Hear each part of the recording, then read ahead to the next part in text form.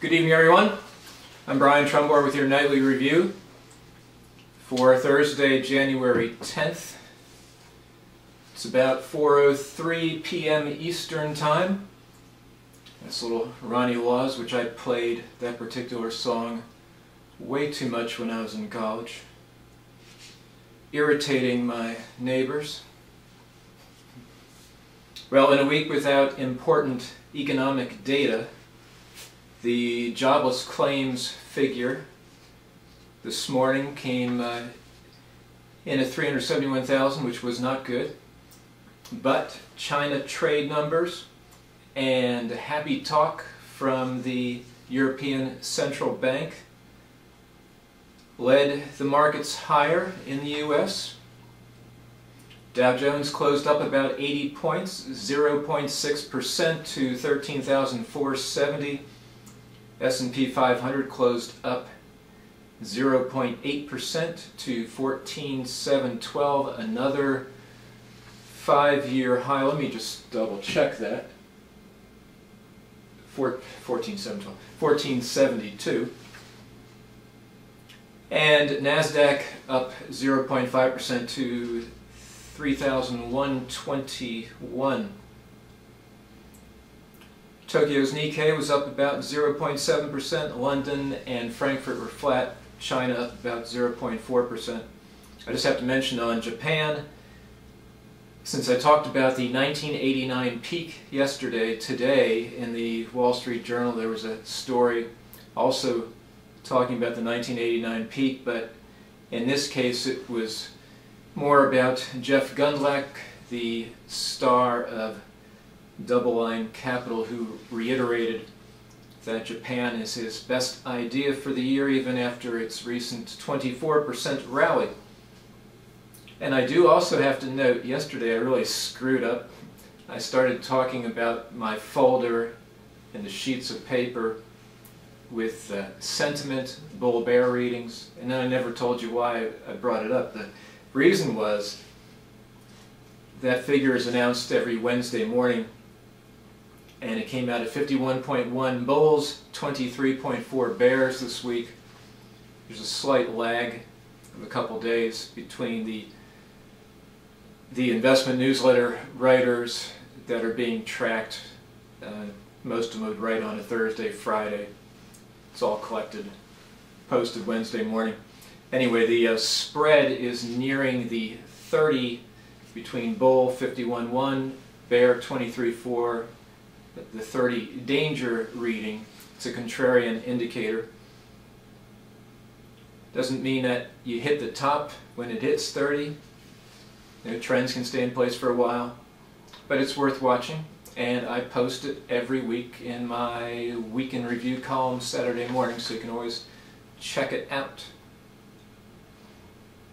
Okay, overseas, the European Central Bank voted to keep interest rates on hold in a sign that President Mario Draghi and the boys are confident of a recovery later in the year. Draghi spoke at his regular monthly press conference, said growth remains, risk to growth remain on the downside, though he added, fragmentation is being gradually repaired, but all of this hasn't found its way through to the real economy yet. We are now back in a normal situation from a financial viewpoint, but we are not at all seeing an early and strong economic recovery. We observe a normalization of certain conditions. He also said, we spoke a lot about contagion when things go poorly, but I believe there's a positive contagion when things go well, and I think that's also what is in play now. Well, I have to admit, Spain's 10-year bond, which hit a record high of 7.75% in July, did fall below the 5% level for the first time since March today, so that's a positive. But Draghi's happy talk is up against items such as the following. I noted the other day Eurozone unemployment rates and how Greece lags, and how the most recent data for Greece was 26% unemployment rate for September. Well, today they announced the October figure, 26.8, which puts it ahead of Spain's 26.6 through November in that case.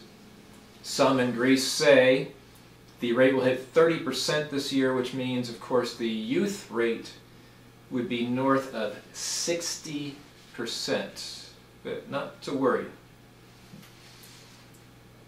In China, there was good news. December exports were up 14% from a year earlier, the fastest in 7 months, and well above November's 2.9% pace. Imports, which were unchanged in November, rose 6% in December, also better than expected. So the combination further eased fears of a hard landing. Fourth quarter GDP is due out next week. It's expected around 8%, up from 7.4% in the third. Exports to the EU rose 2.3% in December from a year earlier, compared with an 18% decline in November, so that's good. Exports to the US rose 10% after falling 2.5% in November. For all of 2012, exports in China rose 7.9%, which was down from 20% growth in 2011. Imports rose 4.3% for the year versus 12% growth the previous year, both below the government's 10% target. An economist at HSBC in Beijing is looking for export growth of about 10% this year. By the way, trade for all of 2012 in China with the EU was down 3.7% despite the December rebound. This story just broke about an hour ago. A series of bombings in Pakistan killed at least 115 people today, including 81 in a sectarian attack on a billiard hall in Quetta. The hall was located in an area dominated by Shiites. It appears a radical Sunni group claimed responsibility. Among other bombings in Pakistan today, they were all over the country, there was a bombing in a crowded Sunni mosque that killed at least 22. And there's an awful story in France today. 3 Kurdish women activists, including a co-founder of the separatist PKK, were executed. All 3, according to one report, shot in the head. Another I read, I try and read them all, said that 2 were shot in the head and 1 was shot in the stomach. This was at the Kurdish Institute in Paris. So, there are 2 different stories here.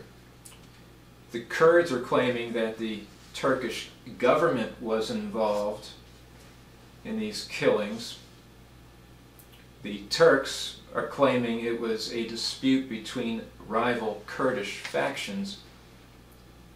The Turkish government has actually been holding peace talks in just the last few days with the Kurds, so the whole thing is extremely mysterious, and there is a lot more to come from that particular story.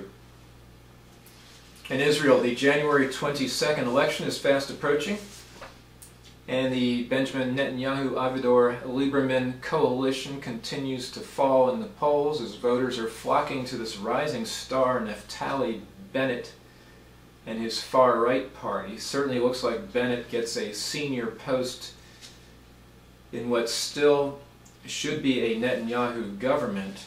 Bennett, remember, opposes the creation of a Palestinian state, which Netanyahu's Likud party still favors, and Bennett goes further in calling for an annexation of parts of the West Bank, like all of it.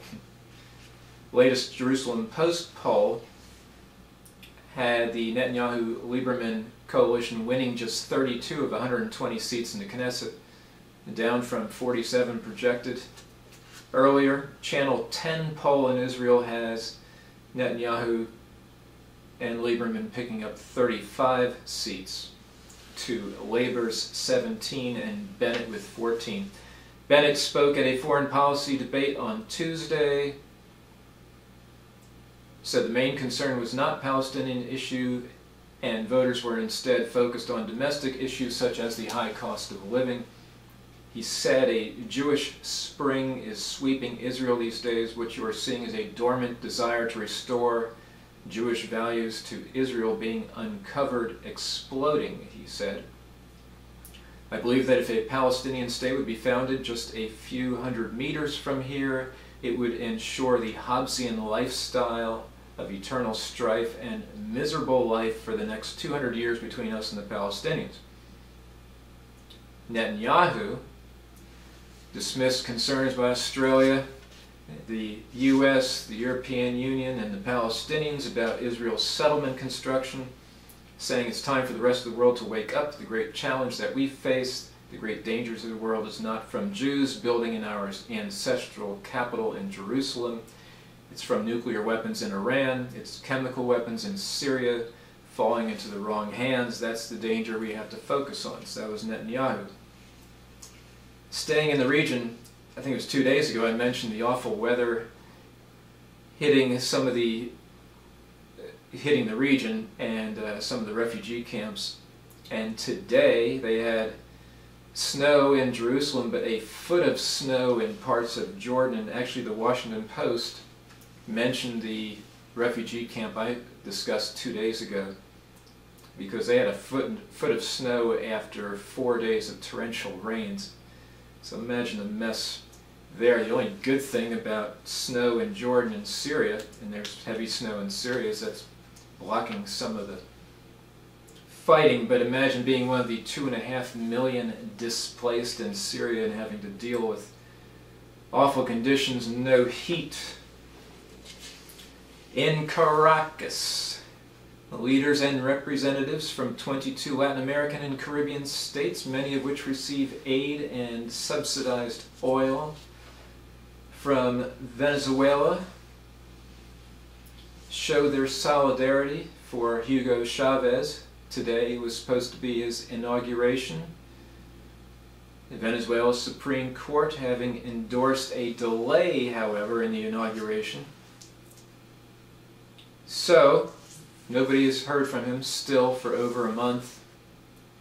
He's probably got tubes all through him in Cuba. In his absence, the militias chanted slogans like "We are all Chavez" and sang classic revolutionary anthems such as "Tremble Oligarchs." Vice President Nicolas Maduro apparently is in charge because the Supreme Court is allowing Chavez a delay in his inauguration, so it's not like they have called for a new election. If they called for a new election, which is supposed to be held in 30 days because he missed the inauguration, then the head of the National Assembly, this fella Cabello, would be in charge until the election is held. So that's the confusion in Venezuela. It is important. They do have a lot of oil. And maybe there's a positive outcome. We'll see. Jack Lew was formally tabbed today by President Obama to be the next Treasury Secretary, but Alabama Republican Senator Jeff Sessions, the top Republican on the Senate Budget Committee, said he will oppose Lew's nomination. Sessions prepared a statement that said in part, Jack Lew must never be Secretary of Treasury. His testimony before the Senate Budget Committee less than 2 years ago was so outrageous and false that it alone disqualifies. Sessions says in a statement that Lew, as the President's Budget Director, told Congress the budget, quote, would not add to the debt of the United States. Sessions' statement says to look the American people in the eye and make such a statement remains the most direct and important false assertion during my entire time in Washington. California Governor Jerry Brown today said his state is poised to post an $850 million budget surplus in the year beginning July 1st, as he unveiled a spending plan that includes revenue from a voter-approved tax increase. Brown said, "I am determined to avoid the fiscal mess that previous governors struggled with." Californians in November, you'll recall, granted Brown the highest statewide sales tax in the U.S. at 7.5% and boosted levies on income starting at $250,000, reaching 13.3% on those making $1 million or more. Now that was November. Of course, now we have the new Tax Act, 39.6% top rate plus 13.3% plus a little Obamacare surcharge of 3.8%. Good Lord, sports fans. Daniel Day-Lewis will win. It says here, Best Supporting Actor for Lincoln. You can look up the Oscar nominations. I'm assuming many of you have seen the story of the pod of killer whales trapped in sea ice in the Hudson Bay up north. According to a story I saw about an hour ago, a leader in a northern Quebec village says that they are no longer trapped because the water opened up around the sea, where those poor orcas were bobbing frantically for air. He says the winds seem to shift overnight, pushing the floating ice further away from the shore to open up the water. I hope that's true. That would be a happy ending. That's all for today. I'll be back with you next Monday. Remember, I write weekend reviews on Friday, and you can see it at stocksandnews.com early Saturday morning. For my New York friends who are fretting that Mike Piazza did not get in the Hall of Fame, right, Mike? He got 57%. He's going to get in. He will get in. But he did tell a reporter, and it's in a book, that he took steroids. So that's why he didn't get in on the first ballot. I mean, look at his head. For crying out loud. I thought Barry Bonds' head exploded. Look at that head. That's all. Take care.